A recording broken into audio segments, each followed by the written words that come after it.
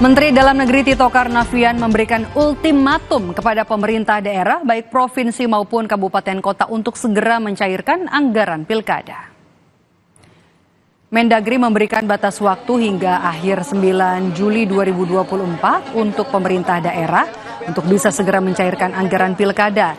Jika hingga 9 Juli nanti anggaran pilkada tidak juga dicairkan, maka Mendagri menurunkan tim ke daerah dan langsung menegur mencecar kepala daerah terkait. Ada 370 pemerintah daerah dari 545 daerah yang akan melaksanakan pilkada 2024 yang masih belum merealisasikan anggaran pengamanan pilkada untuk TNI dan Polri.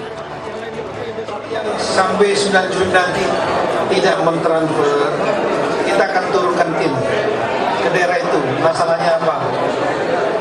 Masalahnya memang nggak ada uang atau uangnya ketahan, sengaja ditahan. Kalau uangnya sengaja ditahan, kita akan paksa untuk segera cairkan pada tadi KPUD, Bawaslu ataupun aparat keamanan. Yang kedua, dan saya yakin akan dilaksanakan. Sementara itu pada kesempatan yang sama, Menko Polhukam Hadi Cahyanto, Kementerian Kominfo dan Badan Siber dan Sandi Negara BSSN bersinergi menjaga ruang digital agar kondusif menjelang Pilkada 2024. Salah satunya dengan melakukan take down atau menghapus berita-berita dan informasi yang tidak tepat dan memberikan peringatan kepada kementerian terkait jika terjadi serangan virus di website masing-masing. Harus adanya sinergi tugas BSSN dan Kominfo dalam menjaga suasana ruang digital agar tetap kondusif. Kalau ada berita-berita yang kurang tepat langsung di take down. Kemungkinan apabila ada virus yang masuk ke website, BSSN sudah memberikan warning. Hati-hati, ada virus di website setiap kementerian atau yang terkait dengan penyelenggaraan pilkada serentak. Tetaplah di Kompas TV, saudara. Usai Rumah Pemilu akan hadir program berita Kompas Petang bersama Nilu Puspa dan juga Tifal Solesa. Saya Medop Elfrina pamit undur diri. Terima kasih. Sampai jumpa.